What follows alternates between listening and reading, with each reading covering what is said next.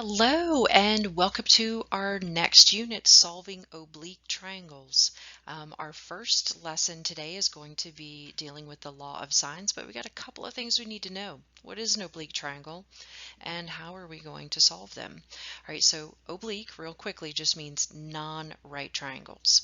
So we are typically going to have, you can have all acute angles, but a lot of the times you will have one obtuse and two acute angles. All right, so when you are solving a triangle with no right angles, one of the methods that we can solve is using the law of sines. And we're going to use the law of sines today. In future lessons, we will look at using the law of cosines. And I know in right triangles, like it was easy, we could use Pythagorean theorem and we could use sine, cosine, and tangent ratios and take inverses and life was grand. These aren't that bad, promise. But we're just going to look at the possible cases that we have. So the relationships for triangles, if we have angle, angle, side, or angle, side, angle. So angle, side angle is when it hovers around like one side of a triangle. So it's like, think about the bottom two angles and then the side that's in between them. Angle, angle, side would be two different angles and a side across from one of them. Okay. Our second one is two sides in an angle opposite, so the side-side angle relationship. That's another option. These, the angle, angle, side, side angle, and side angle relationships are used for law of cosines. Our remaining setups are three sides, a side, side, side triangle. We use that for law of cosines. And the last one, two sides in the included. So have some sass, side angle side. Again, that one's only used for law of cosines. We'll do in future lessons. So we're looking for the relationships of the amount of angles and sides that we have in our law of sines. We're going to have a pair, one angle and its corresponding side, an angle and its corresponding side, an angle and its corresponding side. And then you'll either have another side length or another angle measure. All right, so how are we going to use the law of sines? What is the law of sines? So here's our triangles. If I'm given triangle ABC, so again, angles are capitalized and side lengths ABC, those are lowercase, and those are always opposite from one another. We've got the following ratios to be true. Sine of angle A over side A equals sine of angle B over side B, or it could also equal sine of angle C over side C. This setup is best to use when you're looking for an angle measure and you have to take an inverse. You should notice, hopefully, that the ratios have just the reciprocals of one another, whether you're solving for an angle or a side. So if you just pick one method and always use it, not a problem. But doing it with the angle on the top in the numerator typically keeps the problem a little bit cleaner and a little easier to actually go through and solve. And then if you're solving for a side length, we put the side in the numerator. So side A over sine of its angle A, side B over sine of its angle B, and C over sine of angle C. And any two will be set equal to one another. So that's what I meant by you have to have a pair. I've got to have side A and its angle, or side B and its angle, or side C and its angle, along with some other a third piece of information so that we can solve for whatever piece is missing. All right, so other things to be tucked in your brain. We got to remember the sum of angles of a triangle is always 180 degrees. I know you know it, but you got to say it just in case. I've already said it once, I'll say it again.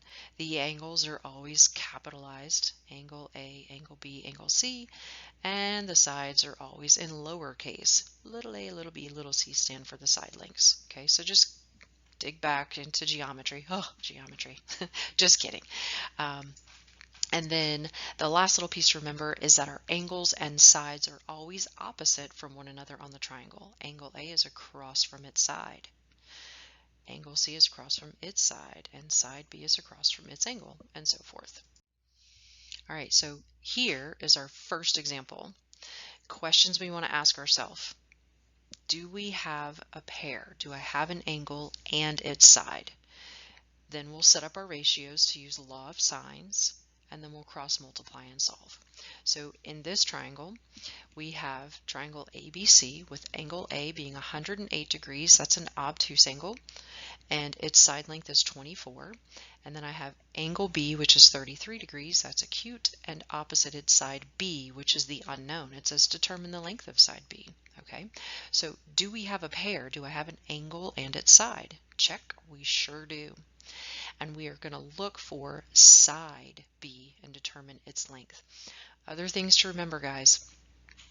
The biggest angle is across from the longest side. The smallest angle will be across from the shortest side, and then there will be a middle angle value that'll be across from the side length that's in between the smallest and the largest. All right, so our setup for this one, I'm solving for side B. So I want to put B in the numerator. B over sine of angle B equals A over sine of angle A, and I chose that because that was my given information. I always want to go back to my given info every time I can and need to set up a new ratio. So let's replace what we know. B over sine of 33 degrees will equal 24 over sine of 108. Now we're going to cross multiply. B multiplied by sine of 108 equals 24 multiplied by sine of 33. And then we divide through by sine of 108 to isolate B. This ratio can be typed in your calculator, hit the fraction bar, or alpha y equals if you're using the graphing calculator, the TI-8384. Type that in. Make sure you're in degrees. Change your mode to degrees, and you get 13.74. So the length of side B is 13.74. Definitely shorter than 24, side A, which is good because it's a smaller angle for B. All right. We had a couple little questions over here on the side. Will side B be the longest, middle, or shortest? I'm not really sure. It's either going to be the shortest or the middle one. And then the reason that we can check this and see which is which is because if we do 108 minus the 33, the measure of angle C is 39. That's the middle value. So it would be the middle length, therefore B has to be the shortest side. That tells me if I wanted to keep solving the entire triangle, to solve for side C, I know that its length would have to be between 24 units and 13.74 units. Okay, just some extra info as we're going along, learning all the bits and pieces. All right, let's practice another. Solving for the length of side, or length of segment BC. Okay, well in our diagram, segment BC is across from angle A. Good, then that will be my pair, side A and angle A. I'm given angle C, and then I'm given side B. All right, so I need a pair. I'm going to have to solve for angle B. All right, do I have a pair? Yes, we have. Oh, nope, we don't. We got to solve for angle B. Once we get that, then we'll have that pair. So solve for side B. Okay. And we're going to do 180 minus the two angles given, 46 and 80, which gives us the measure of angle B to be 54 degrees. So now we can set up our ratio. I'm looking for side A, so A over sine of 46 equals B, 9 over sine of 54. And when I cross multiply, I'll get A multiplied by sine of 54 is 9 multiplied by sine of 46. Divide through, and you'll determine the length of A to be 8.12 kilometers. So segment BC equals side A, which is a little bit bigger than 8 kilometers, 8.2. Okay, and just a little note that we had in the top that kind of came up for us is side A should be the shortest since this is across from the smallest angle. And we know that because we solved for the measure of angle B to be 54 degrees. Okay, good deal. Our next example says determine the measure of angle B. All right, so we're going to check, do we have a pair? Set up our ratios, cross multiply and solve, and then don't forget, this is a big deal. Anytime you're solving for an angle, as we've done in previous units, we have to take the inverse. Okay, we'll remember that. So let's check to see, do we have a pair? I have angle C is 35 and its side length is 45. Perfect. Angle B I don't know, but its side length is 23. Awesome. Yep, we got a pair. Cool. Set up our ratios. I'm solving for an angle, so I'm going to put that in the top in the numerator this time. Sine of angle B over side B equals sine of angle C over side C.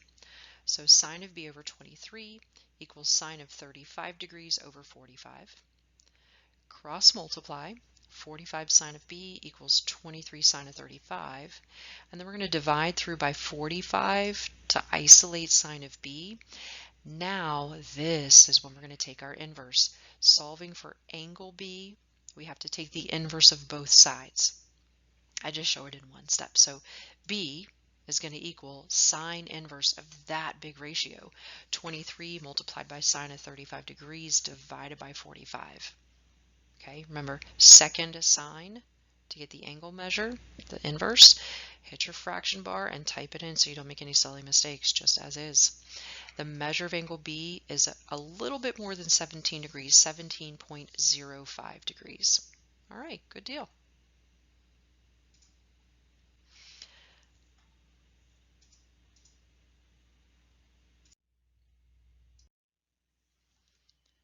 All right, we're solving for another angle measure in this example. Determine the measure of angle A. So let's check. Do we have a pair?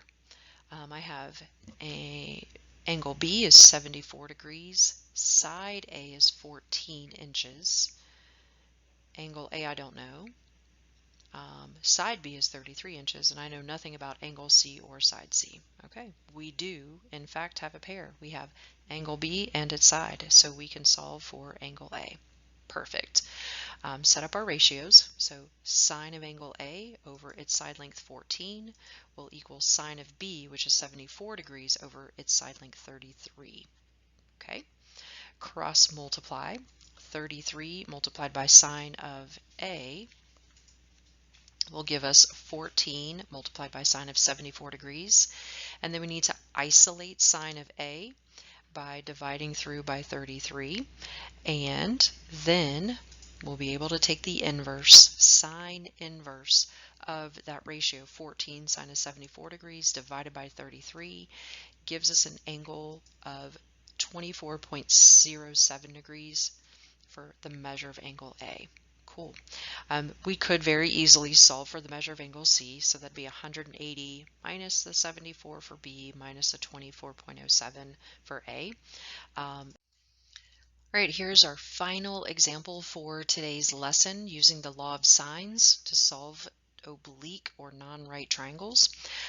When we're solving for an entire triangle, we are looking for all of the side lengths and all of the angle measures. Now we're already given an angle side relationship. So I have angle A, angle C, and side C. So I really just need to find angle B and then side A and side B. Cool. Double check, do we have a pair? Yeah. Do we have an angle in its side? We have angle C and side C. Perfect. So what should we solve for first? Like, what's the easiest thing to solve for first, guys? Come on, keep it simple, right? Keep it simple. Solve for angle B, of course. Subtract 75 degrees and 64 degrees from 180 degrees, and you get the measure of angle B is 41. At this point, you should know side C is going to be the longest. Side A will be the middle length, and side B will be the shortest. Now, it doesn't truly matter if you solve for side A or side B next. Really, it doesn't matter. I tend to go in like the biggest to the middle to the smallest, just to try to keep things precise. All right, so second, what are we going to solve for? Either A or B, and we're going to use that given information of side C and angle C. So here we go. Side A over sine of its angle 64 degrees equals side C 28 over sine of its angle 75 degrees. Solve for side A, cross multiply. A should equal 28 multiplied by sine of 64 divided by 75. Now I didn't show you that extra step in between, I just jumped to A being completely isolated. This is the ratio you type into your calculator. Determining a side length, plug and chug just like it is. Done. 26.05 centimeters. Yes, I put the units of measure I was given them, so I should put them there. Okay, so far does it follow? Side C is 28, side A is 26.05 centimeters. Side B should definitely be less than 26.05. Here we go, let's check. So I'm going to use always my given info. I'll have to have side C over sine of angle C. So B over sine of 41, that's the measure of its angle, equals 28 over sine of 75. That's the given info for measure and angles of C. Cross multiply 28 multiplied by sine of 41, and then divide through by sine of 75 to isolate B. Again, I didn't show that step in between. I'm just showing you the setup for what we type in our calculators. And the length of side B, not solving for an angle, thank goodness, so we can just type in that ratio and get 19.02 centimeters. Perfect, great job. We solved the missing two side lengths and the missing angle measure, and we didn't have to take an inverse, so that was kind of nice. Great job, guys. Thanks for sticking with me through the lesson. Make sure that you practice some on your own and come in and ask any questions, and I'll see you next time.